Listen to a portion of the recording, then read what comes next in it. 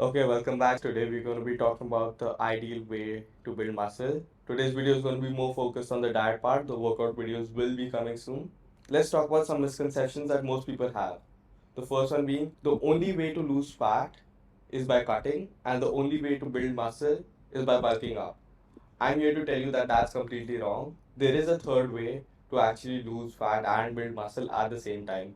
Before we get into that, you need to understand what are the things that actually build muscle. So there are four factors that contribute in muscle building. The first one being healthy amount of water. The second one being a certain amount of protein for muscle protein synthesis. Third being a stimulus like weightlifting to activate your muscles and perform hypertrophy. And the fourth being the energy to actually perform that stimulus. Okay, so what is TDEE? TDEE basically is your total daily energy expenditure, and this is important to know your maintenance calories. So I went along and punched in all my details. Let me calculate. Okay, so my TDEE is 2500 calories per day. If I eat 2500 calories a day, my weight should remain constant. Now keep in mind this TDEE is not accurate, and you probably have to experiment a bit to find your maintenance calories. Eating at maintenance means where your caloric intake is equal to your TDEE. While eating in maintenance, your weight would not fluctuate as much. And while eating at maintenance, to build muscle, you need to be having 1.6 to 2.2 grams of protein per kilo of body weight. When starting out, most people, when starting out, half of the people start a cut for the visual appeal it creates of being very lean, and the other half start a bulk because they believe that's the only way to build muscle. When I started out, I also started a bulk eating at 5,000 calories a day, which was super unhealthy for me. I'm here to tell you that there is a third option called meal gaining. Think about this.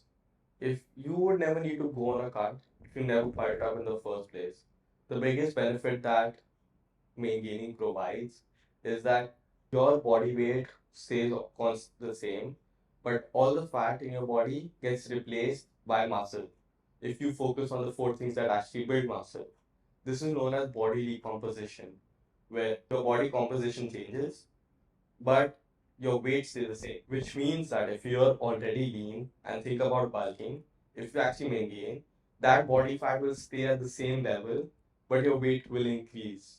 And that weight will be comprised solely of muscle. And if you're really obese and maintain, the body fat will get replaced by all that muscle. And honestly, the biggest disadvantage of the bulking cutting cycle is that you stay relatively fat for half of the year while building muscle, but the other half you're super lean, but you're not building as much muscle while being on a cut. Would you rather pick maintaining and staying lean throughout the year without any trade-off in muscle growth? Or would you rather pick the bulking cutting cycle and stay fat for half the year? And Coach Greg from the Greg to Shed channel gave a great analogy on body recomposition. Think of it this way: you have a plot of land, and on it, you have a garage and a house.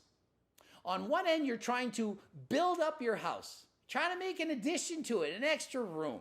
You hire a contractor, they're building your house. And at the same time, you have a garage, you don't like it, you want to tear it down.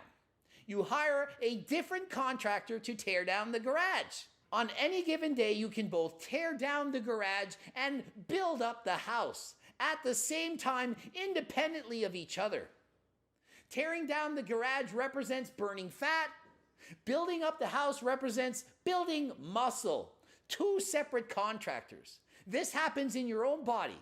Inside your body, you can build muscle over here, burn fat over there, same time. After listening to maintaining, bulking, and cutting, what should you do? There are three categories of people.